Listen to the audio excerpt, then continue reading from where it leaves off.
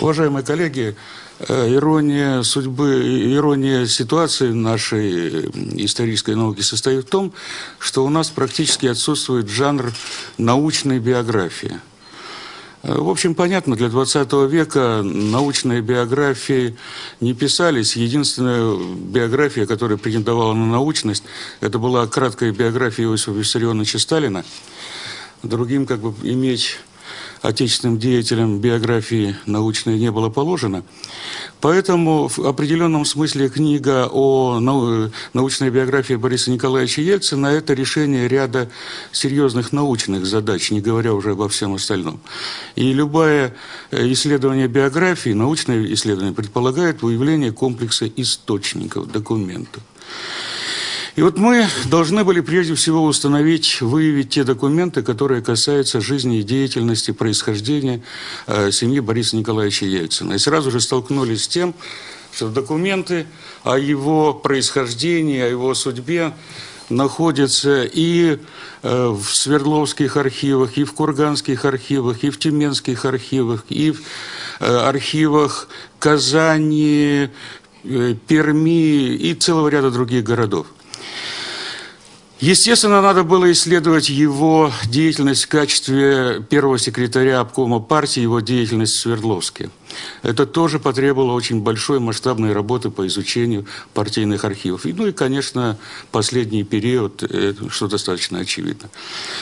К каким выводам удалось прийти в результате этих исследований? Я постараюсь быть максимально кратким. Но прежде всего, происхождение Ельциных.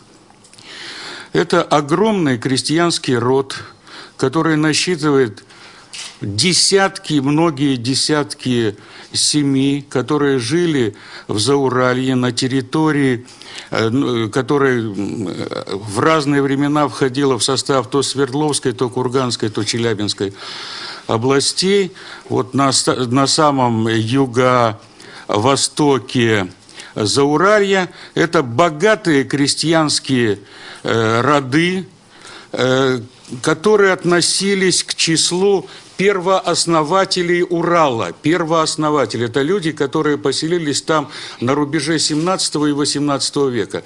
Мать Ельцина происходит из семьи, так называемая, фамилия тоже примечательная, Старыгины. Они точно там жили примерно с 70-х годов 17 века. Не всякая российская дворянская фамилия может похвастаться подобного рода родословием.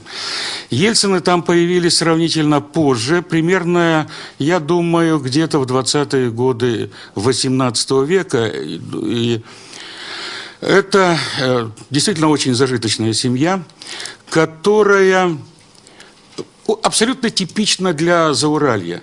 Примерно третья часть зауральского крестьянства жили примерно так, как жили Ельцины. То есть это весьма зажиточные люди.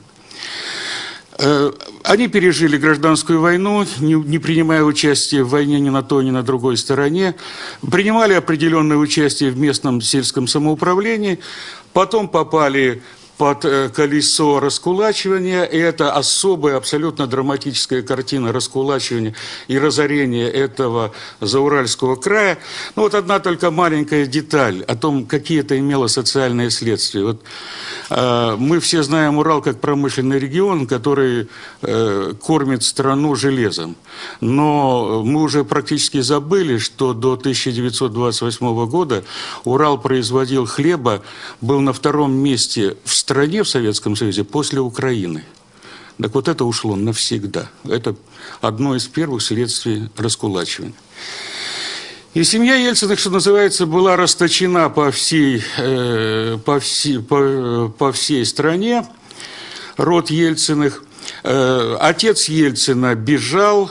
Вместе со своими братьями он оказался в Казани на строительстве авиационного завода, где немедленно сделал карьеру, стал бригадиром, где его, впрочем, посадили в 1933 году за то, что в его бригаде, которая хорошо работала, об этом никто претензий не предъявлял, но они попытались обсуждать, нужно ли им платить деньги в поддержку австрийским рабочим, за что их обвинили по 58-10, но времена были еще сравнительно гуманные, поэтому они получили там 3 с лишним года и работали вот здесь. строили канал Москва-Волга. Отец Ельцина сидел тут в Талдоме, где тоже стал десятником, где тоже как бы его навыки пригодились.